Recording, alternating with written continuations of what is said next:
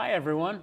Thanks for tuning in to Impact, a community affairs discussion program from the College of Arts and Sciences at the University of North Carolina at Pembroke. I'm Jeff Frederick. A flag officer is one holding the rank of general, lieutenant general, major general, or brigadier general in the U.S. Army, Air Force, or Marine Corps, or admiral, vice admiral, or rear admiral in the United States Navy or Coast Guard. Flag officers are rare as the requirements and experiences, leadership expectations, and burden of command is significant. Many are called, or at least feel they may be called. Few are chosen. Fewer are still the number of small towns, and fewer are still from southeastern North Carolina are the number of flag officers. My guest today is a rare exception.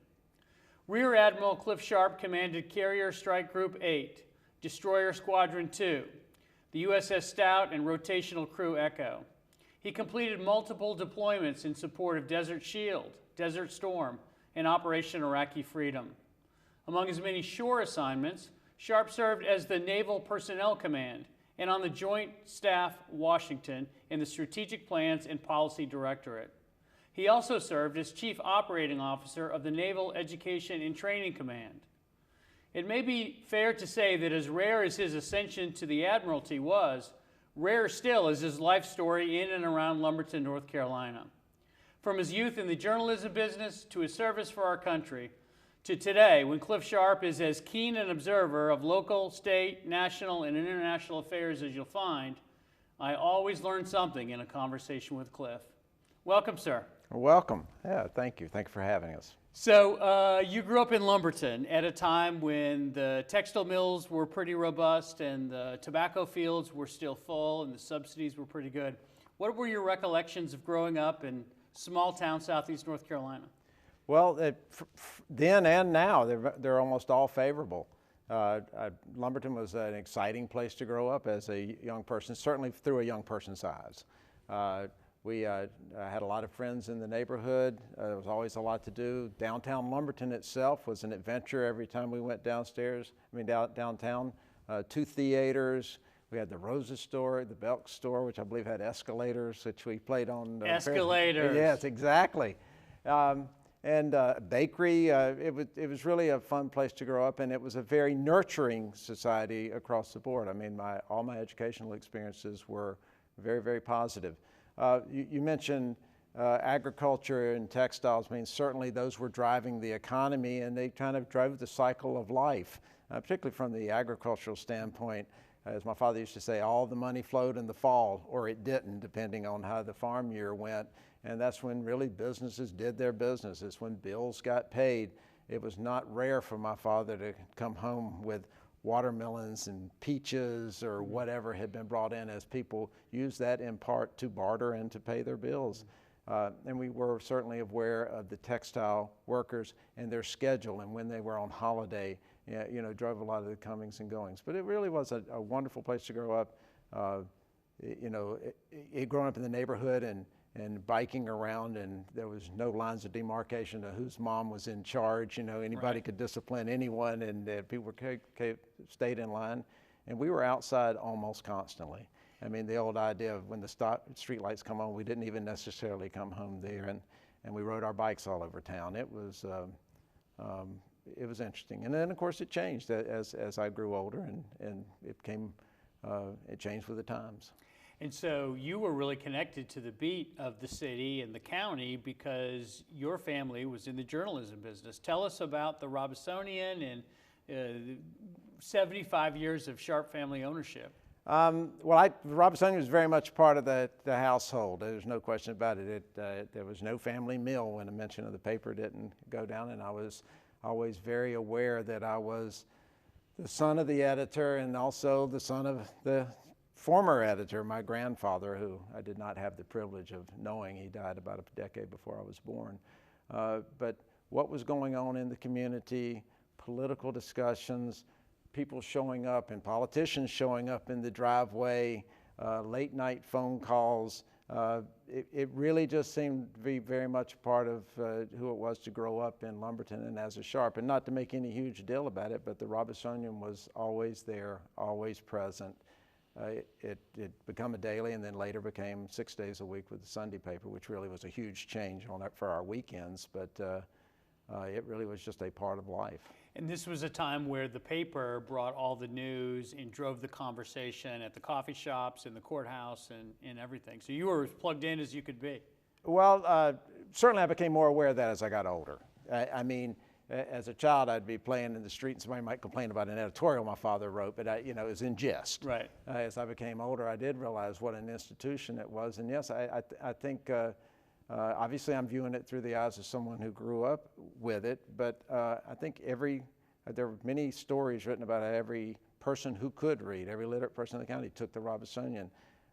Even when I was working there as a young man after college, I mean, the demographics showed we hit every house in one way or another, either our paper or our weekly or another vehicle. So yes, I think we did have a great deal to do with what was happening in the community and trying to report on what was happening in the community. And how was it exciting as a young boy to maybe be able to get on that bike and to go down and see the newsroom and the presses and all of that? Yes, I mean, I didn't get to see the press run that often unless we were out of school, because we typically went to press at 12:30 and we weren't out of school yet. But if we had a day off, I would go down and see the presses run. And then I was very aware of the transition from the hot metal days and to the really the real revolution of going offset and computerization. And even though no one would ever claim that our building was ever updated, we really were with one of the most modern papers east of the Mississippi. What were some of the stories your dad took such great pride in breaking or reporting on? You know, my dad and I think my grandfather, really, I was trying to think through stories that we really broke. And I'm not so sure there were that many stories we really broke. One of the first things that my father would say to any new reporter, anyone reporting there, and the lecture I got almost on a daily basis, is that we're not here to make the news, we're here to report the news. And then as I got older and I was involved in the news decisions, it was also the point is it's our responsibility to decide what news is worthy of reporting and how it should be positioned, those minor nuances. And I'm not suggesting that doesn't happen today, but that was very much the way we look at it. But I think he took most pride in I know my father took the most pride in the way the news was handled, the community was promoted in large, and how big issues of the days were discussed in the paper and hopefully driven to peaceful resolution. One of the big things in Robesonian history is the 1988 hostage-taking crisis. Were you guys still owning the paper at that point? No, we did not. I remember it was fairly surreal. We sold the paper in 1982, and by that time I was in the Navy on my second tour in Newport, Rhode Island, and there was a somewhat surreal feeling of watching the news every night, or at least for several nights, about what was happening at the Robesonian, seeing somebody come in and talk about diagrams of a building I knew only too well. But I don't, no, we'd been out of the business by that time for 6 years. We did have one interesting story that broke during the time that I was there, and it was the failed Iranian hostage attempt. And we got wind that there was a training evolution and possibly even a former attempt. This was the failed evolution in April of 1980. But we decided to sit on the story. That is, and the only 3 people that knew about it was my father, the reporter that had dug it up, Harvey Burgess, and myself. And we sat on it until the day of the failed attempt. And I came in and told Dad, I said, now we can run this story. And it was interesting being on the phone with the White House, working through the denials, not denials, actually they would not deny the story, and virtually confirming it. And then my only disappointment was watching Walter Cronkite mispronounce the Robesonian later that evening. But that was a big story. And this was the helicopters that crashed? Yes, exactly. The Carter administration? But we knew about it beforehand. And the potential possibly that there had been a previous attempt that was called back, but we decided to sit on the story. It also opened my eyes to big journalism, and this is not meant to be totally negative, but I was very concerned why we didn't get more acclaim around the state and through the AP for the way we handled that story. And I found out later, because I was a brash young man and I tried to kick in some doors, I found out the reason we didn't was because people didn't approve of the way we had handled it. Wow. That we they thought you should have broken it. Yes, exactly, beforehand. And that maybe a small Lumberton town and small town editor shouldn't be making the decisions about things of national importance, which Wow. I take some umbrage to. I think it was handled exactly correct. So you make a decision at some point in time to go off to UNC Chapel Hill, and then at some point in your matriculation, the Navy starts to be an idea for you to ponder. Well, chronologically, I went to the University of North Carolina right after high school. And at that time, I was not considering coming back to the Robesonian, or at least it wasn't a constant discussion, nor was there any pressure. And my father was very big about not pressuring us to come back to the paper like had been done in his case. He had worked at the paper. He was born to work at the paper in some respects, worked all the way through, went to Duke at 15, graduated at 19. And the story says that my grandfather and grandmother were waiting on him at the dorm so they could hurry him back to Lumberton to go to work. And that is really the way it went. I mean, it's a wonderful life that he didn't regret, but he didn't want us to feel the same pressure. And the only two things I really considered while I was at college, I wasn't studying to do anything in particular, possibly go in the military or possibly go to law school. But in those days, it wasn't a lot of pressure. What are you going to do? You know, you're just going to school. But the last year I was at Carolina, it became very clear that the family desired that I come back. And I took some courses for that type of preparation at the School of Journalism. I was an English major. But when the paper was sold in 1982, I was thinking in terms of what would I have done had I not done this for the last 4 years. And that's how I went in the Navy, much to almost everyone's surprise. And so you set off as a young junior officer. What were your expectations in joining? What did you think your naval career would lead toward? Well, I didn't have a lot of experience as far as the military. My father served during World War II, and I certainly knew some individuals in the town that had served, but I didn't have a preconceived notion about service and career. My only expectation was that this would present a challenge for me. It would be a good milestone in my life before I went on to other endeavors, which I assumed I would return to the publishing world, quite frankly. And I just wanted to have the experience, so to speak. I mean, I wanted to serve my country, but I also wanted to have the experience personally to prove to myself that I could do it. Along the way, I found out it was a good fit for me, and maybe I was a good fit for the Navy, and an accidental career emerged.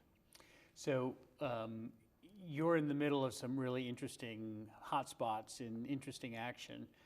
Talk a little bit about how, when you get in the neighborhood of conflict, and it seems like it's likely to happen, how does the camaraderie of the Navy pull together? How do the men and women who serve work together for such common grounds? Take us behind the scenes a little. Well, I think that evolves over time. It certainly did for me. My initial tours in the 80s afloat were predominantly Cold War. I mean, we were not in conflict, but we were constantly jockeying for not world dominance, but certainly jockeying for influence, and that had the characterization. But during that period of time, I had two very routine deployments. We were gone for 6 or 8 months, and you bond on those. And as my wife used to like to say, 300 men or 300 young boys set out and 300 men come back. You grow up, and this was a time of all male ships, or essentially all male ships. But when it comes to conflict, we found ourselves in the middle of the buildup for Desert Shield in a very uncertain time, and we weren't prepared for it in the sense that we were trained for it, but we actually had surge deployed for another conflict, or at least another emergency off of Liberia, and were redirected into the Red Sea in very early August of 1990. And here we are, essentially cut off. We're trying to establish a logistics line. We clearly know the world events are changing, and we're not getting a lot of news. It isn't like today where they have constant CNN stream on board the ships, or even later in my career. And so we're trying to have to piece it together. So that deployment, and we don't have time to talk about it, ended up being a little over 8.5 months for what had started as a 4-month go to Liberia, go to France. And the uncertainty and the danger and some of the unique experiences we had, that was the most, that's a crew that I saw bond in a way that I'd never seen before, and in some ways haven't seen since, not so much because of the dangers, because we didn't have any other outlet. We only had one another. We didn't have internet. We didn't have phone calls. We barely had mail. And I think that's a very different time as opposed to later. I've been in equally dangerous, possibly more dangerous situations, but there was constant communication back home. So there's some combination of relying on the training that you've already had and also just sort of reacting to new events that you couldn't have possibly been prepared for. Absolutely. I mean, in that scenario, we were the first ships to do maritime interception ops. We hadn't done them really ever. These are boarding exercises. We had not prepared, but we'd had basic training to contemplate that eventuality, and we had to make it up. So you lean on your previous training, but you certainly have to adapt on the fly. And with each successful adaptation, it probably builds confidence that whatever else is out there, we're going to be fine. We'll be able to figure this out. Absolutely. I would. Navy training at times has been in the spotlight, but as far as overall our organization, I mean, the training that each individual receives independently, and you're trained individually, then you're trained as a unit, then you're trained as a group. You can't predict every eventuality, but we certainly go through we try to stimulate and simulate a lot of events before we send people out on deployment. And as a leader, when intelligence comes or orders comes that's going to cause you to really prepare to engage or directly engage, how is that sense communicated out to the rest of the officer corps and to the enlisted men and women? How does that transfer happen? Well, it depends on the scenario, and that's a great question. It would to take it across the board, but it depends on each scenario, and it depends on where you are. I mean, in my leadership progression, when I had to deliver that type of news to the individuals of what was going to happen or potentially could happen. Of course, I smile when you said intelligence, because intelligence isn't always correct. But it was very personal early in my career, because I would have maybe 30, 40, 50 people working for me, and then the next group, and I would have to I could disseminate it face to face, and I could see the sailors, I could look right in their eyes, and that was one form. But as I had to make those communications when I was in charge of a larger ship, where I was basically communicating to the senior personnel so they could deliver it, and then responsible for multiple ships where I'm really trying to send a message. Now, it's the mind of the commander is supposed to resonate throughout the force, so you certainly have to have that, but you don't have the opportunity to look people eye to eye. So it really changes on how it's delivered. That dynamic, that human dynamic, really doesn't change with this media-centric world. That has to come from the heart, and people have to know where you're coming from and know what your intent is. Which of those challenges was more interesting to you, or were all of them sort of equally fascinating to you? The idea of having a smaller crew that you would directly interact with, a larger ship where you would interact with some senior officers and then they would, or multiple ships where you're moving the chess pieces around?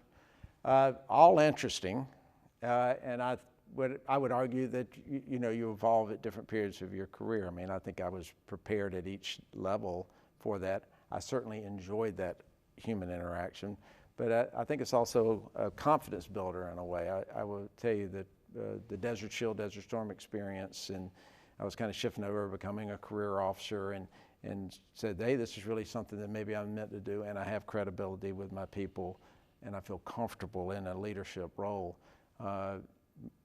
Probably my most enjoyable, sheer enjoyment of command was my command of my first ship. I only had about 90 people. We had a small ship. We cleared the final mines after Desert Storm and cleared the routes into Kuwait, and just dealing with that. And here again, that was an opportunity to be, I knew every sailor, I knew their families. You deploy with these people for 8 months, you know everything about it. That certainly wasn't the case with the Stout. I knew them, but it was bigger, more sophisticated, more capabilities. And then my last couple of jobs at sea were more command and control. I was in charge of the ships and so forth. And I enjoyed that challenge also, and crafting a message where the Commodore or the Admiral's intent, the position I was in, would be known to every sailor. That is, I'd visit a ship and I'd say, what are my priorities? They'd know, but I wasn't the one delivering the message, face to face. What is it that people who have never served in the Navy specifically, but to a larger extent maybe even the military, what is it that they don't really appreciate or you can't really know unless you've really been on the inside? That's a hard, broad question. I think the things that people don't realize is how much the military has evolved as a volunteer force. And it's a much different force, and I'm not saying for good or for bad. The Navy that I joined was in transition in the early 80s, and probably my first major job where I had 40 people working for me, about half of them had been go to jail or go to the Navy. But no exaggeration, they were fantastic individuals, and the Navy served as an opportunity to give them another start in life. That's not the way the service is now, certainly not the Navy. I mean, depending on how you look at it statistically, only about a quarter of high school graduates are qualified to go in the military for lots of different reasons. It's absolutely a high-tech job and profession. Exactly. And there are other disqualifiers, obviously, but you know, the health reasons, obesities, and so on and so forth. But the other thing is how remarkably professional today's military corps is. Not to say it wasn't in the past by any way, shape, or form, but part of our transition to an all-military force, instead of having this large draft pool where people come in and only a handful of people stay, we've got a very different model where fewer people come in and more people stay for a career. And the military across the board, enlisted and officers, are so much better trained today, so well educated. Within the enlisted ranks, most of the senior enlisted have college degrees, many of them have masters. I would, at one time, and I've won this bet before, I would say I'd defy you to find me a senior officer in the Navy that doesn't have at least one master's, and I would bet 90% have two. Wow. And it's just a different dynamic, because as you look at it as building a force like that, you're going to make sure they have technical expertise and also strategic and planning expertise. So it's a very, but I worry about how isolated we are from the rest of the population. You don't see that in an area like this, certainly with Fort Bragg, but in other parts of the country. So you've literally and figuratively been all over the world. Yes. What is the perceptions, and I know this is a generalized question and it varies, but what are some of the perceptions that people in other countries have, not only of the United States military, but of Americans in general? I would break that down in my short 30-year career, kind of into three different categories. I think that's a constantly evolving case. But I would say in the 80s, when we would go into ports and so forth, we would go right into an old historic town. You know, we go right into Mallorca, Spain. We would go pierside. We would have general visitation. We would be fully engaged with the population. And there was this idea of the friendly Americans, which it really was the case. And we were bringing, coming into that environment. I mean, it was, we're still living off some of the World War II legacy, the Cold War and so forth, but I think there was a general extraordinarily positive feeling about the country as the last best hope in the world. And I think that's still prevalent, but it is modified over the years. Desert Shield, Desert Storm was a huge game changer, just in the way we did business and the way we engaged people. And of course, you could also argue we've been almost constantly involved in that part of the world since that period of time. But even after coming out of that environment, we had a president who had a very tangible strategic policy of engagement and enlargement. This was the Clinton years. And we knew what that meant. So we knew, unless it was in certain segments of the world, we were to get out there and show the flag, do the bidding, and we were very open and engaging. Of course, I'm going somewhere with this. 9/11 changes all of that. Yeah. And it doesn't just change in this country, it changes around everywhere. The world. And I used to say I was over for 9/11, which is a whole nother story. I was the air defense commander for the very confusing time in the Mediterranean. But I came back, people talking about us coming back changed. I came back to a changed country. But we closed up. So we not only closed up in this country, our bases and posts used to be almost wide open, civilians. You can't just go onto Fort Bragg. You can get there, but it's not wide open. Our graduation ceremonies used to be open to the public. We have a much more of a lockdown. And then nationwide, we very rarely go in and we do engagements, but we don't do open host environment. We're not as engaging. And then when I was running international negotiations for the Joint Staff, I saw the same sort of thing. So in the last several years, and I don't want to get into political stuff, and it's not, it's not that we don't have a policy, but it's not as tangible, and it changes, and it's much more short term. So if I was doing work for NATO or the Organization of Security Cooperation in Europe or UN or any of that sort of thing, we really had to coordinate things well in advance to see what is our message today, what are we trying to achieve, and it's because the world arguably is much more complex.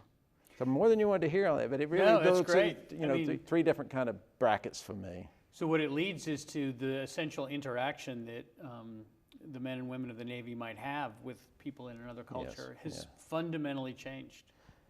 Well, I would say it's the ease of it and the initial of it. I don't think people change. I mean, I had a remarkable opportunity to be appointed as the United States representative at the Naval War College, Naval Staff College. I worked and studied with 30 approximately international officers, hand select officers, and this from long history of the school, people go on to be heads of their military, sometimes even presidents of their countries.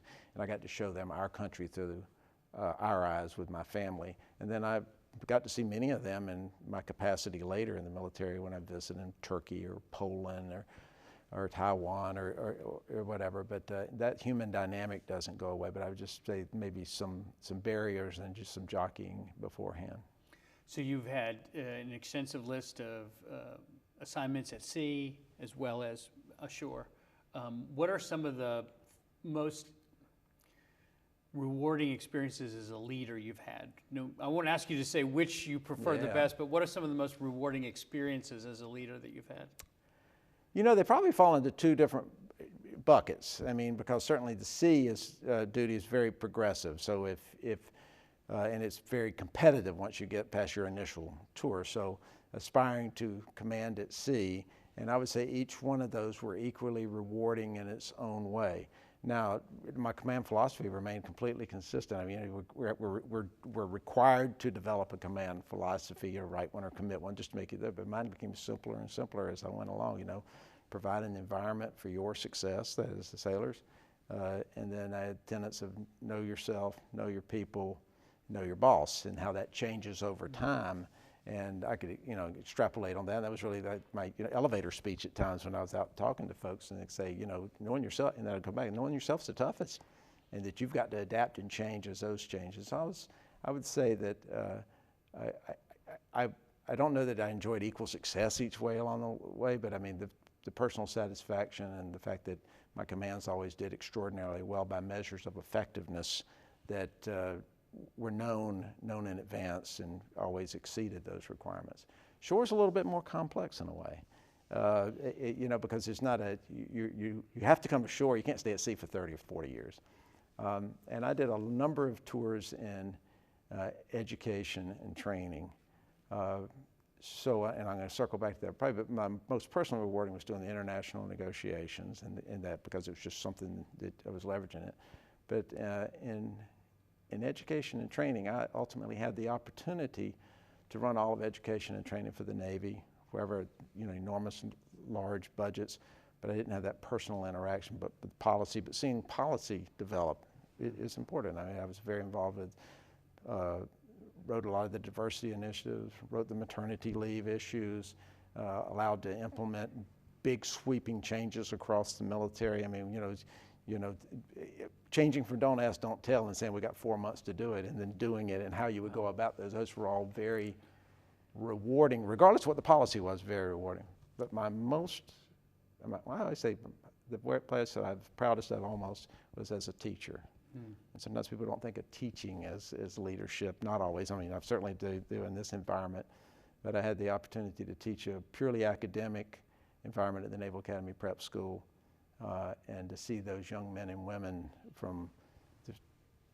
and there were two schisms there, and there was kids that really belonged for direct appointments to the Naval Academy. They were valedictorian of their class, perfect score on SAT, but there weren't enough appointments from that given state.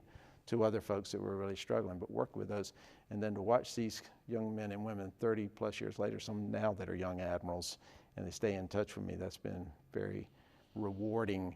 And you really learn your people. You really know your people when you teach. Cliff Sharpe, what a great experience. I feel like we could carry this conversation on for a long time, but we've reached the end of our time today. Okay. Thank you for joining us today, and join us again the next time on Impact.